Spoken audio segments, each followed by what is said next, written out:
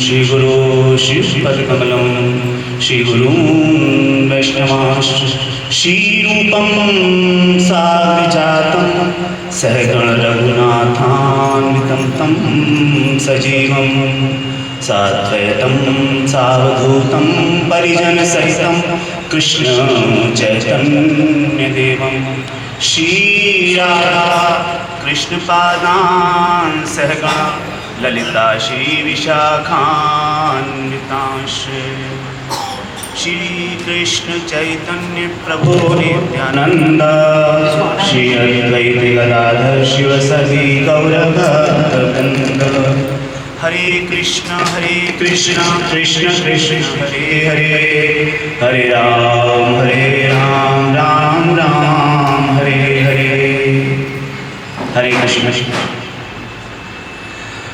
गुरुजी की आज्ञा है कि मुझे बोलना है। गुरुजी ने पहले भी बोला था कि तुमको कुछ बोलना है, तैयारी करके आना। अब मैं तो गुरुजी के सामने तो पहली बार बोल रहा हूँ, तो इसलिए हकलाऊँगा भी थोड़ा। हो सकता है कुछ जबान भी सटक सी जाए बीच बीच में, तो अगर कुछ ऐसा हो जाए तो आप जो है क्षमा करेंगे।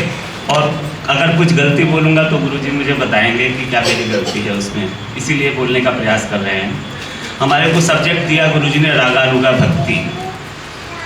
तो रागानुगा भक्ति में रागानुगा और भक्ति ये दो शब्द हैं। रागानुगा अर्थात राग और अनुगा अर्थात जो राग का अनुगमन करने वाली भक्ति है वैसी भक्ति उसको बोलते हैं रागानुगा भक्ति। तो भक्ति के विषय में ही हम लोग विशेष रूप से चर्चा करेंगे। तो भक्ति जो है वो क्या है, सबसे पहले तो ये समझें भक्ति की परिभाषा क्या है। तो जैसे बताया गया है कि भक्ति शब्द जो बना है वो कैसे बना है। भज इतीश वै धातु सेवायाम परिकीर्तितः तस्मात् सेवा बुधे प्रोक्ता भक्तिरेव भूयसी। भक्ति जो शब्द बना है वो भज धातु से बना है। संस्कृत के अंदर एक धातु होती है, तो उसमें एक धातु है उसको बोलते हैं भज धातु। तो भज धातु से भक्ति शब्द बना है और भज का अर्थ होता है सेवा करना। तो इसका मतलब हुआ कि भक्ति जो है सेवा करना हुआ। लेकिन इसमें भक्ति के अंदर भज धातु में जब एक प्रत्यय लगाया जाता है, संस्कृत के अंदर जब शब्द होते हैं धातु में तो उसमें प्रत्यय लगाते हैं जो बाद में लगता है, तो वो ती प्रत्यय लगाया गया है। तो जब भज धातु में हम लोगों ने ती प्रत्यय को लगाया तब हम उसको बोलते हैं भक्ति। अब ये ती का मतलब क्या है, ती का मतलब है प्रीति। तो जो सेवा प्रीतिपूर्वक की जाती है हम उसी को भक्ति कहेंगे। जो सेवा प्रीतिपूर्वक की जाएगी, सेवा तो हम लोग बहुत करते हैं लेकिन अगर वो प्रीतिपूर्वक नहीं है तो उसको भक्ति नहीं कह सकते। तो सबसे महत्वपूर्ण बात है यहाँ पर भगवान से हमारा प्रेम होना, भगवान से प्रीति होना। और दूसरी बात, संस्कृत में एक व्याकरण में नियम है कि जब प्रत्यय लगता है तो प्रत्यय की प्रधानता से ही उस शब्द का अर्थ निरूपित होता है। भक्ति शब्द में ती प्रत्यय है, ती प्रत्यय का मतलब है प्रीति। तो प्रीति की प्रधानता से ही उस शब्द का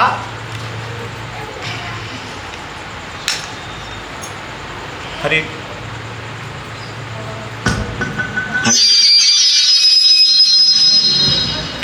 हरे कृष्ण हरि बोल।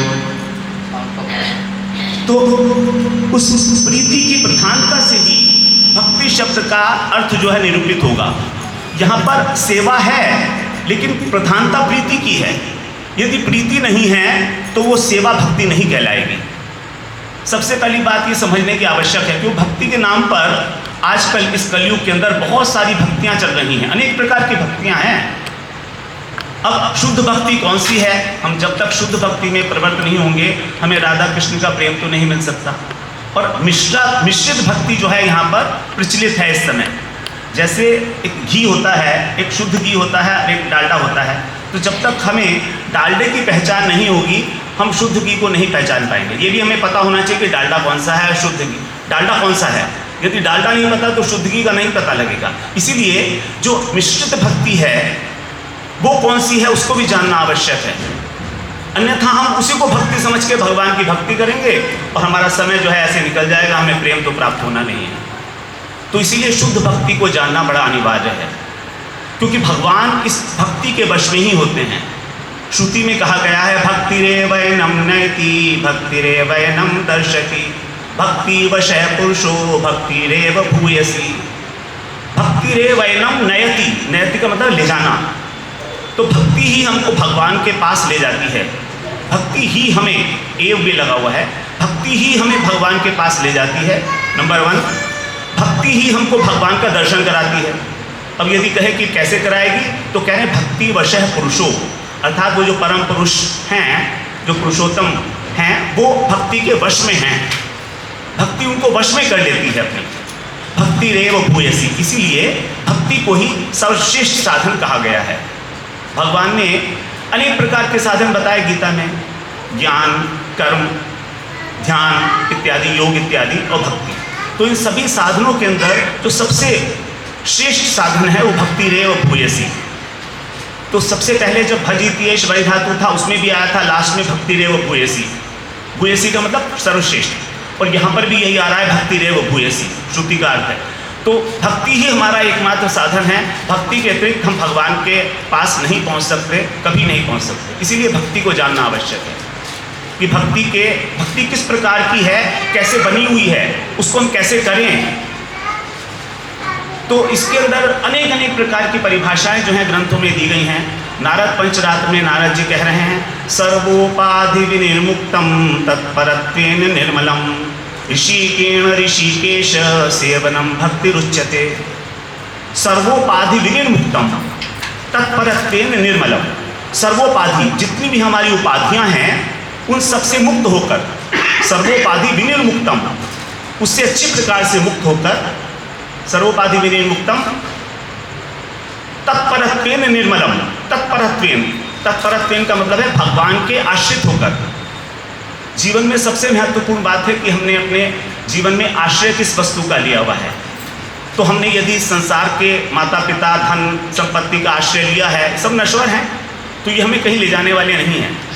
हमारे को एक चिन्मय तत्व की प्राप्ति नहीं हो सकती, क्योंकि सब नश्वर हैं, परिवर्तनशील हैं। लेकिन अगर हम भगवान का आश्रय लेते हैं, तत् शब्द का अर्थ है भगवान। तत् 2 पदार्थ होते हैं, त्वम पदार्थ, एक तत् पदार्थ। तत् पदार्थ का मतलब भगवान, त्वम पदार्थ का मतलब जीव। तो जब जीव तत्पर हो जाता है, भगवान के परायण हो जाता है, तत्पर का मतलब है, तत् माने भगवान, पर का मतलब परायण होना, किसी वस्तु के ऊपर आश्रित हो जाना। पर प्लस अयन, अयन का मतलब होता है भंडार, घर। तो जब हमारा आश्रय एकमात्र भगवान होते हैं, सर्वश्रेष्ठ, पर का मतलब परम, सर्वश्रेष्ठ, तो सर्वश्रेष्ठ आश्रय जब हम अपने जीवन में भगवान को चुन लेते हैं हाईएस्ट प्रायोरिटी पर, हमारे जीवन में बहुत सारे कर्तव्य हैं, सब कुछ पालन करने हैं, शरीर के धर्म हैं, लेकिन जब हम अपने जीवन की प्रायोरिटी परम जो हमारा उद्देश्य है उसको भगवान को कर देते हैं, तब हम उसको कहेंगे तत्पर, अर्थात हम भगवान के आश्रित हैं। निर्मलम, सर्वोपाधि विनिर्मुक्तम, सर्वोपाधि, और आगे कहा ऋषिकेण ऋषिकेश। ऋषिकेण मतलब इंद्रियों के द्वारा, इंद्रियों को बोलते हैं संस्कृत में ऋषि। तो यहाँ पर तृतीया विभक्ति ऋषिकेण, अर्थात इंद्रियों के द्वारा। हमारी 5 ज्ञानेंद्रियाँ हैं और कुछ कर्मेंद्रियाँ, 5 कर्मेंद्रियाँ हैं। तो उनमें से अपनी इंद्रियों के द्वारा जो ऋषिकेश हैं, ऋषिकेश का मतलब है ऋषि प्लस ईश, ईश का मतलब स्वामी। तो हमारी इंद्रियों के जो स्वामी हैं उनकी सेवा करना, सेवनम भक्ति रुच्यते। तो अपनी इंद्रियों के द्वारा, समस्त इंद्रियों के द्वारा, हमारी 5 ज्ञानेंद्रियाँ हैं, उन सब के द्वारा भगवान की ही सेवा करना, इसको हम कहेंगे भक्ति। अब यहाँ पर नारद जी ने बड़े सारे विशेषण लगा रखे हैं भक्ति के साथ। सबसे पहली बात है सर्वोपाधि विनिर्मुक्तम। ये उपाधि, एक शब्द है उपाधि, आपने सुना होगा उपाधि। जैसे प्राइम मिनिस्टर है मोदी, तो मोदी तो एक मनुष्य है, लेकिन इसकी उपाधि क्या है? Prime minister. अब ये प्राइम मिनिस्टर अभी तो है, लेकिन आगे नहीं भी होगा, तो ये उपाधि ऊपर से आरोपित की गई है। तो मोदी प्राइम मिनिस्टर है, लेकिन ये उपाधि है उसकी, वो वास्तव में एक मनुष्य है। मनुष्य वो हमेशा रहेगा, लेकिन ये उपाधि आती जाती रहती है। उसी प्रकार से हमारी जो आत्मा है उसको 2 उपाधि मिली हुई हैं। हमारी आत्मा, उसको 2 उपाधि दी गई हैं। उसके ऊपर सबसे पहले दिया गया सूक्ष्म, स्थूल शरीर और सूक्ष्म शरीर। हमारा जो स्थूल शरीर है, जो हमें दिख रहा है हाड़ मांस का, ये है हमारा स्थूल शरीर। और हमारा मन, बुद्धि, अहंकार और चित्त, ये है हमारा सूक्ष्म शरीर। ये उपाधियाँ हैं। तो अभी हम अपने शरीर के साथ ही तादात्म्य करके, अर्थात अपने आप को केवल शरीर मात्र मानकर इस शरीर की ही सेवा में संलग्न हैं। लेकिन यहाँ पर नारद जी कह रहे हैं सर्वोपाधि विनिर्मुक्तम, इन सब उपाधियों से ऊपर उठ जाओ, अर्थात इस शरीर के धरातल से ऊपर उठो। अब हमसे कोई कहे कि तुम्हारा नाम क्या है, तो हम कह देंगे अमीय कृष्णदास, लेकिन ये तो शरीर का नाम है, आत्मा का तो नाम नहीं है। आपसे हमसे कह जाते हो कि आप कौन हो, हम पुरुष हैं। पुरुष तो एक शरीर का नाम है, स्त्री तो एक शरीर है। तो इस शरीर मोटा है, पतला है, ये सब शरीर की उपाधियां हैं। उसी प्रकार से मन, बुद्धि, बुद्धि का मतलब कोई विद्वान है, कोई मूर्ख है, लेकिन ये भी उपाधि है।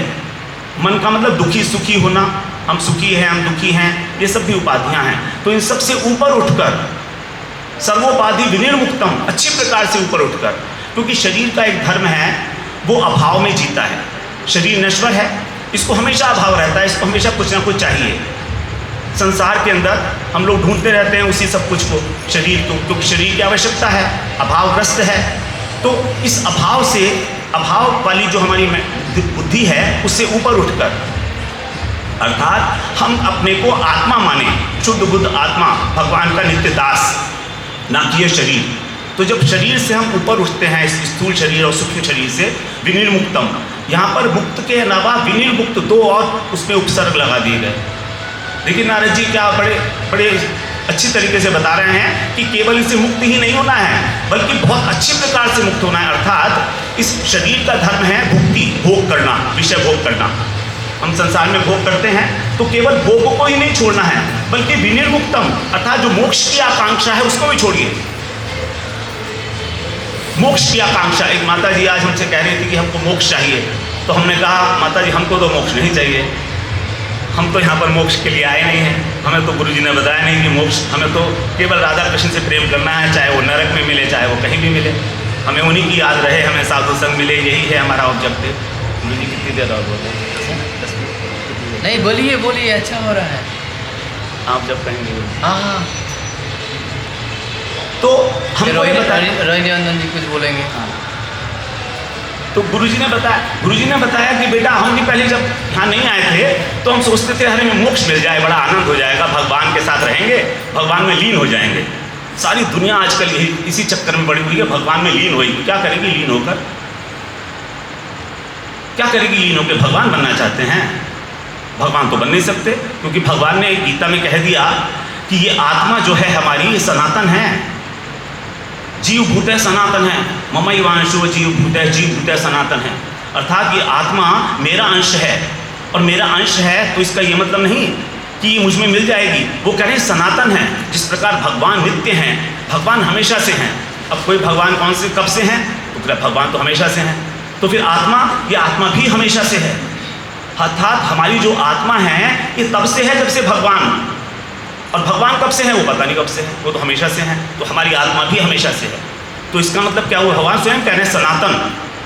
सनातन का मतलब वो तो सदा तमोती, जो निरंतर विस्तार को प्राप्त होती है, नित्य। आत्मा का कभी भी मर्जिंग नहीं है, मर्ज नहीं हो सकती है आत्मा। जैसे हमने एक बूंद ली, उस बूंद को अगर समुद्र में डाल दिया तो हम बोल देते हैं कि समुद्र में वो मर्ज हो गई, लेकिन मर्ज नहीं हुई, क्योंकि समुद्र के अंदर एक बूंद जल बढ़ गया। मर्ज कहाँ हुई? मर्ज तो तब होती है ना जब उसके अंदर कुछ इंक्रीमेंट नहीं होता पानी के अंदर, तो एक बूंद तो इंक्रीमेंट हो गया, तो मर्ज नहीं हुई उसके अंदर, वो लीन हो गई।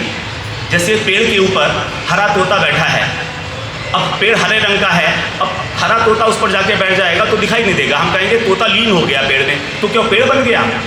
पेड़ तो नहीं बना, वो तो अलग अस्तित्व है। उसी प्रकार से जब हम कहते हैं कि भगवान में लीन हो गए, जो मोक्ष प्राप्त करते हैं वो भगवान में लीन नहीं हुए, उनका अपना अलग अस्तित्व है, वो लीन नहीं हुए। तो इस प्रकार से ही हमें समझना चाहिए कि हमारी आत्मा नित्य है, और इसका एक ही कर्तव्य है, क्योंकि अंश है भगवान का, अणु अंश है भगवान का, इसलिए इसका एक ही तात्पर्य है, एक ही उद्देश्य है, केवल भगवान की सेवा। अंश का एक ही काम होता है, अंशी की सेवा करना। भगवान जो है पूर्ण चिदात्मक कृष्ण, जीव अणु चिदात्मक, उपाधि रहित चेष्टा, भक्तिम स्वाभाविकी मता। यहाँ पर भी भक्ति की परिभाषा में यही कहा, उपाधि रहित चेष्टा, अर्थात सब प्रकार की उपाधियों को छोड़कर जो हमारी इंद्रियों के द्वारा चेष्टा की जाती है स्वाभाविक रूप से, नेचुरली, उसको हम कहते हैं भक्ति। अभी हम क्या कर रहे हैं? गुरु जी कहते हैं कि तुम ये सेवा करो, तो हम सेवा कर देते हैं, अंदर से नहीं होता है। गुरु जी जो कहते हैं वो तो कर देते हैं, सारी ड्यूटी है, लेकिन यहाँ पर क्या है, स्वाभाविक ही बता, जो स्वाभाविक चेष्टाएं हैं उसी को भक्ति की संज्ञा दी जाएगी वास्तव में। तो ये भक्ति के अंदर कहीं ना कहीं हमको आगे जो है ले जाएगी स्वाभाविक चेष्टाएं, क्योंकि ऋषिकेश है, कहीं ना कहीं जो भगवान है उनकी सेवा की जा रही है हमारी इंद्रियों के द्वारा, भले चाहे वो अप्रत्यक्ष रूप से हो रही है, लेकिन फिर भी जो शुद्ध भक्ति है वो यही है, ऋषिकेश सेवनम भक्ति रुच्यते। तो सेवा का जो भाव है, जो प्रीतिपूर्वक सेवा है, वही है भक्ति। अब सबसे बड़ा प्रश्न उठता है यहाँ पर कि भगवान से प्रीति कैसे हो। हमको प्रीति तो होती नहीं, अपने माँ बाप से, बच्चों से, पति पत्नी से तो बड़ा प्रेम है, स्वाभाविक रूप से है, कोई ज़बरदस्ती हमको कोई प्रेम सीखना पड़ता है क्या कहीं पर जाकर? कहीं नहीं सीखना पड़ता, बचपन से है। तो भगवान से ऐसा प्रेम नहीं है। तो गुरुजी ही केवल हमको भगवान से प्रेम करना बताते हैं कि कैसे भगवान से प्रेम पैदा हो जाएगा। हमारी जहाँ पर भी एनर्जी जाती है, जहाँ पर भी हमारी ऊर्जा जाती है, वहीं पर हमारी आसक्ति हो जाती है। जैसे अगर एक कुत्ते को हम 15 दिन तक रोटी दें रोज, तो 15वें दिन के बाद यदि वो कुत्ता दिखाई नहीं देगा तो हम लोगों से पूछेंगे वो कुत्ता कहाँ गया, वो बोलेंगे कि कुत्ता उधर चला गया। अगर उस कुत्ते को कोई मारेगा तो हम उससे कहेंगे भाई तू उसे क्यों मार रहा है, क्योंकि हमारी आसक्ति हो गई उस कुत्ते में। 15 दिन मैंने हमने उसे रोटी दी, उसकी सेवा की। तो जिसकी हम सेवा करते हैं स्वाभाविक रूप से, तो गुरु जी इसीलिए हमसे कहते हैं कि तुम भगवान की सेवा करो, तुम्हारी आसक्ति हो जाएगी भगवान में। बिना आसक्ति के हम भगवान से प्रेम में नहीं जा सकते, हमारा काम ही नहीं होगा। भगवान ने जब गीता का अध्याय शुरू किया 7वां, तो सबसे पहला श्लोक यही कहा, मय्या सक्त मना पार्थ योगम युंजन मदाश्रय। ये जो एक श्लोक है, एक लाइन है पहले श्लोक की, ये सबसे बड़ी महत्वपूर्ण लाइन है। भगवान ने जब भक्ति योग का षष्ठक शुरू किया, मय्या सक्त मनहा पार्थ, अपने मन को मुझ में आसक्त कर दे। तो आसक्ति हमारी अभी जो संसार में लगी हुई है, यदि हम धीरे धीरे भगवत तत्व को जानकर श्रद्धापूर्वक हरि कथा का श्रवण करके अपनी आसक्ति को धीरे धीरे भगवान में लगाएंगे, तो संसार से आसक्ति छोड़नी नहीं पड़ेगी, स्वयं छूट जाएगी। ये सबसे बड़ी बात है। यदि कृष्ण में हमारी आसक्ति हो गई तो हमें अपने घर वालों से आसक्ति को छोड़ने के लिए विशेष प्रयत्न नहीं करना, वो अपने आप कम होती चली जाएगी, अपने आप होगी ऑटोमेटिकली।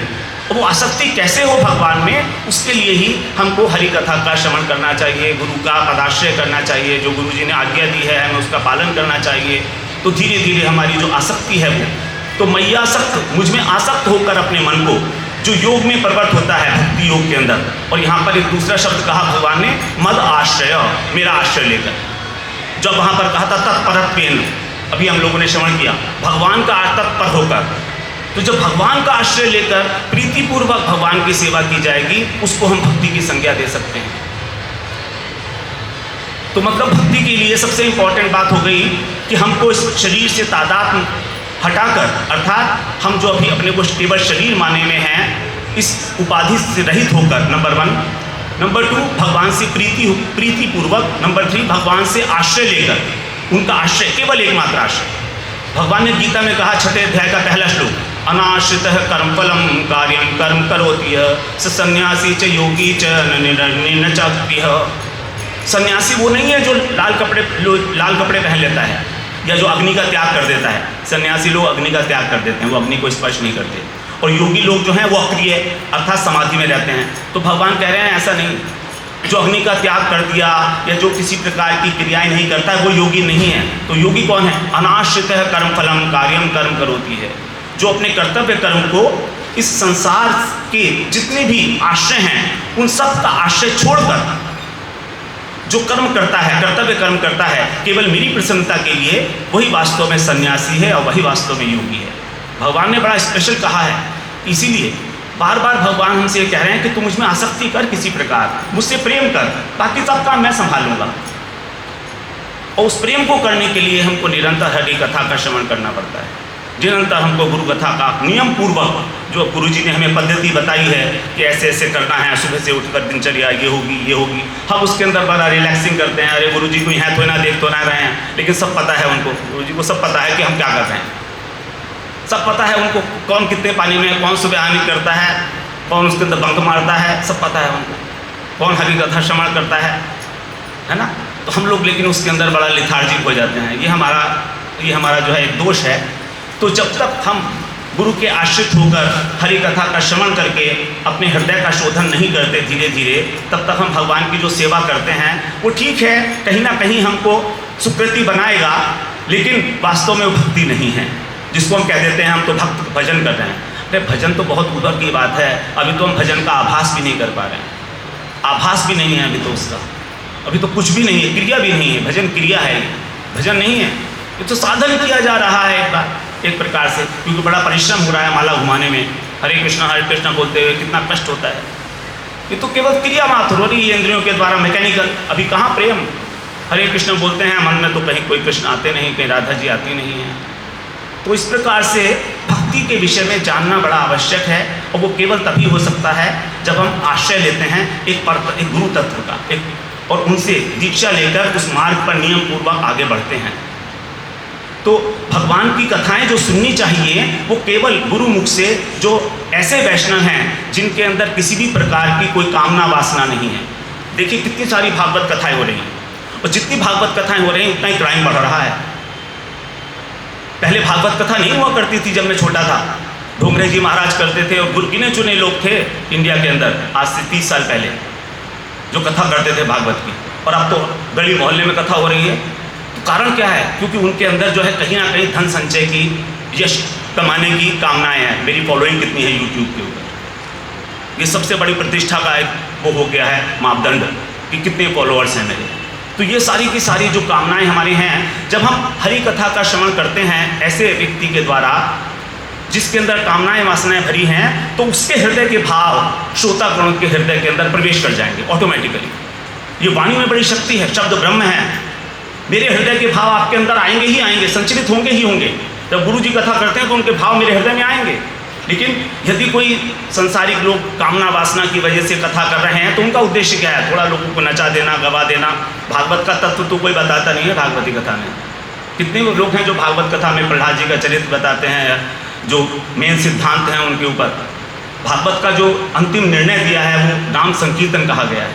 केवल नाम संकीर्तन ही जो है एकमात्र सर्वश्रेष्ठ साधन है, उसको यहाँ पर नहीं बताया जाता है अधिकतर इस प्रकार से। तो ऐसा नहीं कि सब लोग ऐसे हैं, लेकिन हमें जो है श्रवण करनी चाहिए कथा केवल उनके मुख से जो वैष्णव है। अन्यथा तो कहा गया है वो ऐसा है जैसे कि दूध के अंदर बड़ा पौष्टिक है, दूध बड़ा पौष्टिक पदार्थ है, लेकिन यदि उसमें सांप मुंह मार दे तो जहर हो जाता है। उसी प्रकार से हरि कथा हमारे हृदय को शोधन कर सकती है, लेकिन अगर उसके अंदर किसी कामना वासना वाले व्यक्ति का मुंह मार दिया उसने, यदि उसके मुख से निकलेगी तो हमारा वो पतन कर देगी। वही भागवत कथा जो हमें कृष्ण प्रेम तक ले जा सकती है, हमारा पतन भी कर सकती है। इसीलिए हमें जानना होगा कि हमें किससे कथा सुननी है, किससे नहीं सुननी है, और हम इस बिना जाने ही इस प्रकार का करते हैं। देवहूति जी से बड़ी सुंदर बात बताई है कि भक्ति हमारे हृदय के अंदर कैसे उत्पन्न होगी। कपिल भगवान देवहूति जी के पुत्र थे, अपनी माता से कह रहे हैं, सताम प्रसंगान मम वीर संविदो भवन्ति हृत्कर्ण रसायना कथा तज्जोषणाता स्ववर्गवर्त्मनि श्रद्धारतिर्भक्तिरनुक्रमिष्यति। पूरा का पूरा फॉर्मूला बता दिया है यहाँ पर देवहूति जी को, कैसे होगा मेरी कथाओं के अंदर में प्रेम कैसे पैदा होगा आपके अंदर। प्रेम लक्षण भक्ति की यहाँ पर बताई गई है, पूरे साइंटिफिक एनालिसिस है इसकी। सताम प्रसंगान मम वीर संविदो। सताम का मतलब है, आज प्रभु जी से बात हो रही थी इस विषय में, सताम प्रसंगान। सताम का मतलब क्या है? सत वस्तु का जो आश्रय लेते हैं उसको बोलेंगे हम सताम। साधु जो है वही सताम है। साधु किसको बोलते हैं? साधुनोति साधयति च कृष्ण प्रेम है, अर्थात जो कृष्ण प्रेम का स्वयं साधन करता है और सबसे साधन कराता है वही है साधु। कृष्ण प्रेम के लिए स्वयं साधन कर रहा है और सबसे साधन करा रहा है, उसको कहेंगे हम साधु।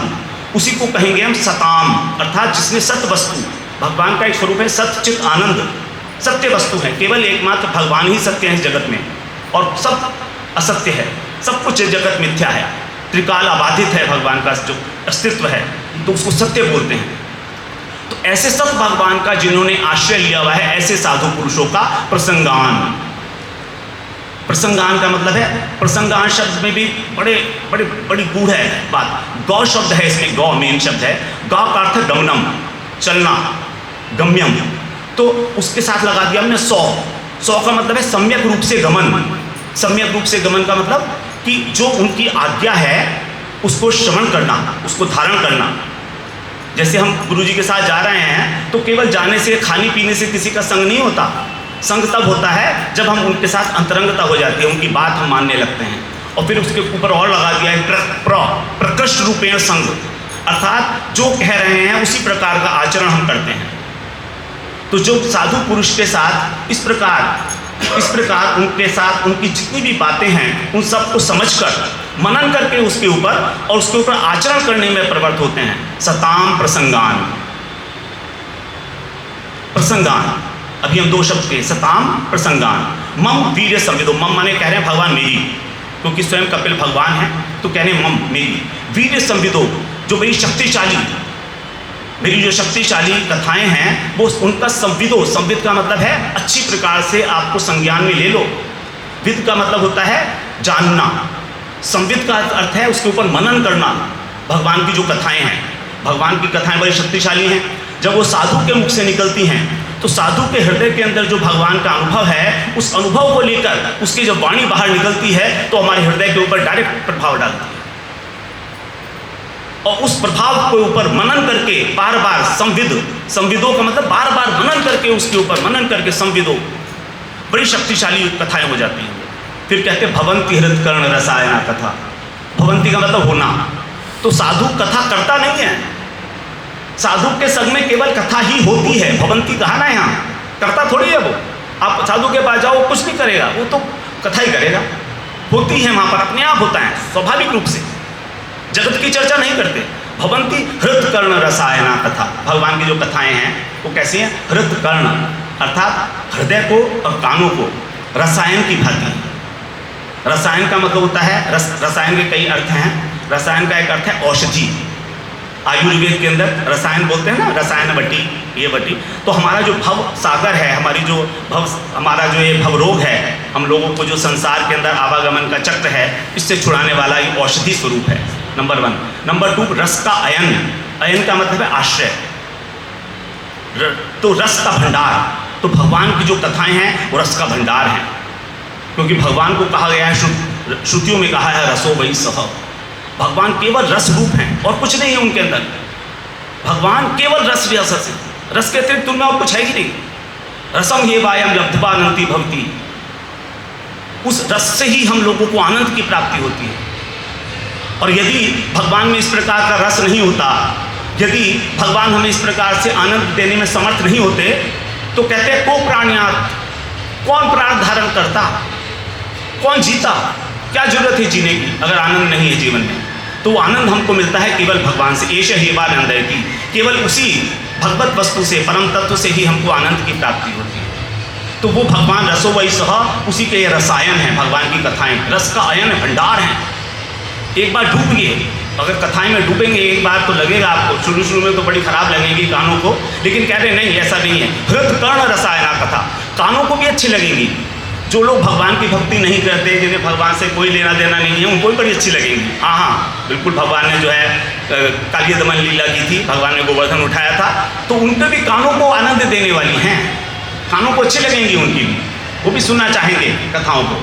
और जिसके हृदय में उतर जाएगी वहाँ तो जाकर वो उथल पुथल मचा देगी, वहाँ जाके तो अपना काम करना शुरू कर देगी औषधि की भांति। हमारा जो भवरोग है, हमारा जो आवागमन का चक्र है, उस सबको नष्ट कर देगी। ऐसी हैं भगवान की कथाएं।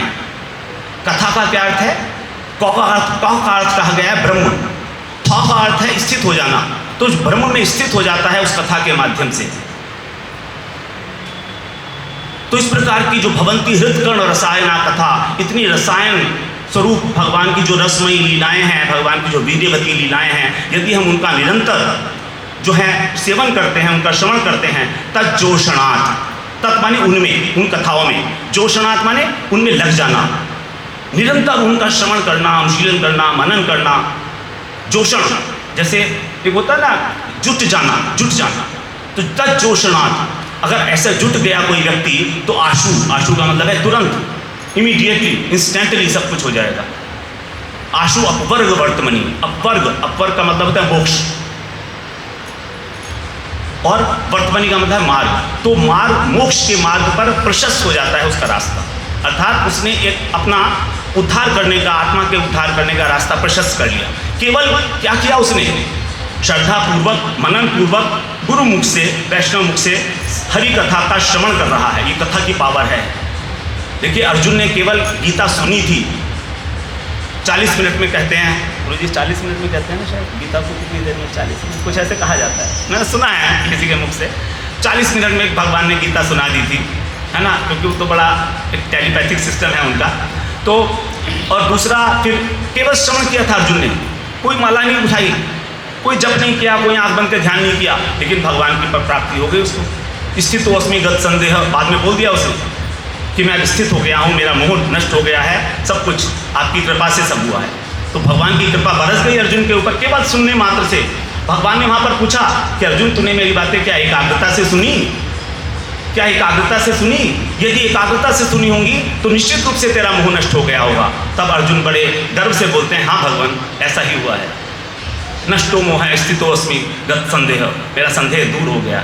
करिष्ये वचनम तब, अब मैं वही करूँगा जो आप कह रहे हैं। उसके पहले तैयार नहीं थे भगवान की आज्ञा। भगवान ने युद्ध करने की आज्ञा तो दूसरे अध्याय में कई बार दी, 4 बार भगवान ने आज्ञा दी तो युद्ध कर। अर्जुन के कान के ऊपर जू भी नहीं रहेंगी, क्योंकि तब मोहग्रस्त थे वो।